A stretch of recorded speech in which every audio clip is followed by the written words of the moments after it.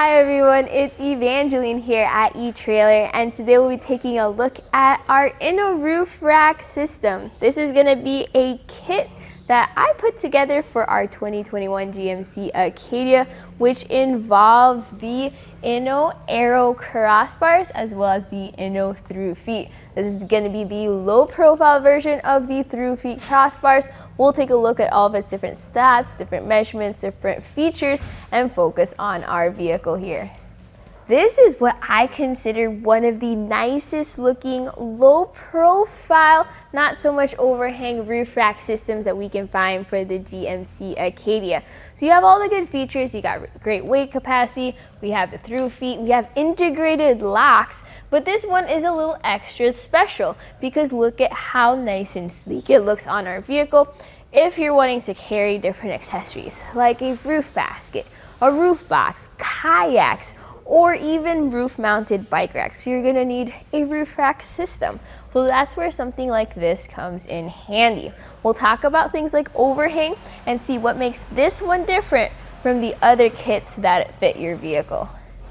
A main differentiator for roof rack systems is gonna be overhang, and this doesn't have that much.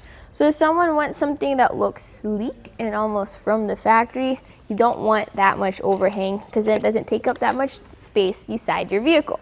So measuring for overhang for the front, we have about 1 inch right before the tower, and then for the back we have about 1.5 inches. So if you do have accessories, kind of like those Kayak Loosest carriers where they go down to the side of your vehicle and lift your kayak up, those require more than 1 inch of overhang. So definitely check out the longer bars that we have here at eTrailer if that's something you're interested in. Now where this roof rack shines is the integrated locks. So when you get this roof rack, you can get 2 keys that can access 1, 2, 3, 4 towers. So if you have it locked in place, you just get your keys, turn that, and pop this out. You can now loosen your crossbar towers. And you also have these up here. So you don't have locks for your crossbars themselves. So definitely something to keep in mind. If you do want accessories to stay safe on top of your crossbars, you may have to check out locks for the accessories themselves. Now there's going to be 2 roof height measurements that are going to be important. The first is going to be the clearance from the top of your roof to the bottom of the crossbars. And here, measuring at the top of that ridge, it sits at about almost 3 3/4 inches. So that's a pretty good amount of clearance. Great for if you have accessories that have clamps that go around. Some of them have U-bolts with wing nuts underneath. It's helpful to have that clearance because then you have more space before you hit your roof. Next is actual roof height. So I'm going to actually measure from where our glass roof is. That's at the bottom of the ridge to the top of the crossbar, and that sits at 5 inches of height. So this is going to be where your accessories and where your cargo are going to sit. So if you're carrying kayaks, if you're carrying snowboards, if you're carrying skis, especially with skis with extra tall bindings, go take measurements of those and see if it is too close to your roof. You may have to get a ski accessory or carrier that sits a little bit higher up.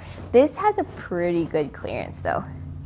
This has a weight capacity of 165 pounds, which is pretty good for your aftermarket roof racks. This is going to be an Aero Crossbar. And what that means is before, you used to get round or square crossbars. They worked great. They had good weight capacity, but they were noisy on the road and had a lot of wind drag. Well, then Aero bars came into being, and they're designed just to help move that air over the top of your vehicle. That way, they're not taking up that much, they don't have that much wind drag, and they don't have that much wind noise. Another feature about Aero bars though is they have a T-track system. So this up here, that's gonna be the rubber strip on top. Without anything mounted, it helps move that air past, but you can add accessories to the top too. And this is where Inno shines because you don't have to cut up that red rubber strip, which is something you might see in like Rhino Rack Vortex bars. You just get the accessory in, push it through, and that clamps down. Very helpful, especially for those clamps that go around your crossbars because then this takes up less space. With the raised rails on your Acadia, you get to choose what kind of crossbar spread you have, because some accessories require a specific distance apart for your crossbars. So, for example, our crossbars here are about 27 inches apart. That's center to center. And with how much space these towers make up, I'd like to say you can get up to 31 inches of crossbar spread, 30 to 31. So not that much, but that's just more because you're limited by the actual rails of the Acadia. This has that great weight capacity because it's made of aluminum. So it's a very nice, sleek black finish.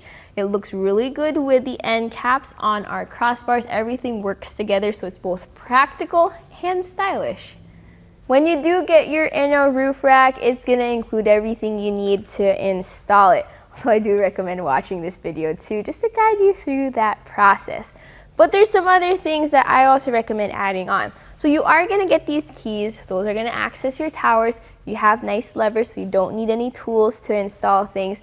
But you are gonna need some measuring tape just to make sure everything's lined up, everything's even, and some extra tools that I use from installing multiple roof racks is the Moki doorstep that fits into your Acadia's door, gives you that extra height to get up there.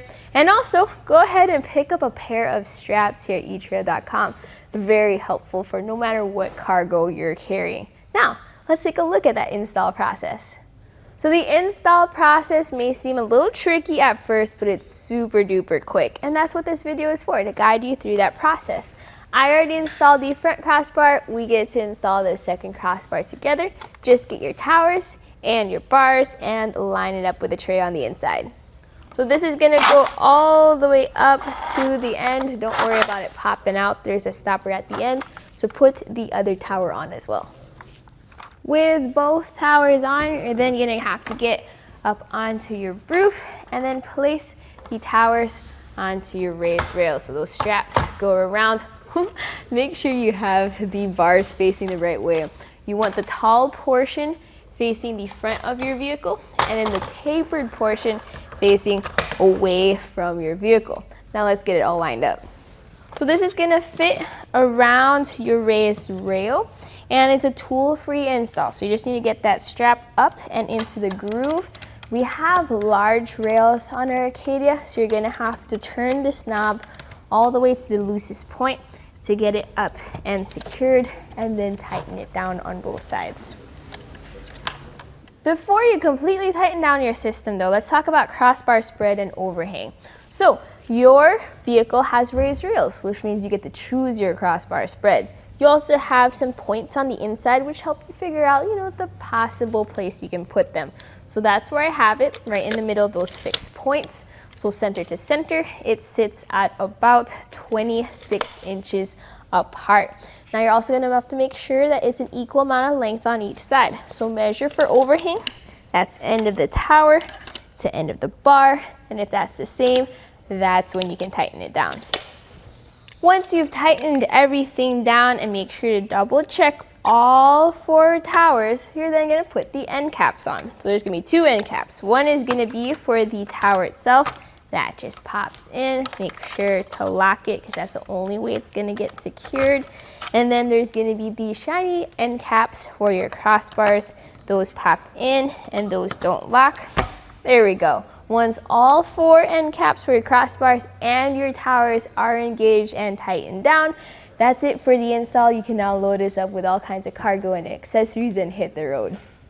So my personal thoughts is that if you are looking for a stylish roof rack that checks off all the boxes, has good weight capacity, is easy to put on, that's what this Inno Roof Rack is for. I personally though would go with the longer crossbars if I can, because if I'm gonna have a roof rack on my roof, why not make the most of it? Now some people don't like longer roof racks because it's not as low profile, not as sleek. Hopefully this video helped you out with seeing the different pros, the different cons, the different types of roof racks. That way you can get the best roof rack for you, your adventures, your cargo, and your vehicle.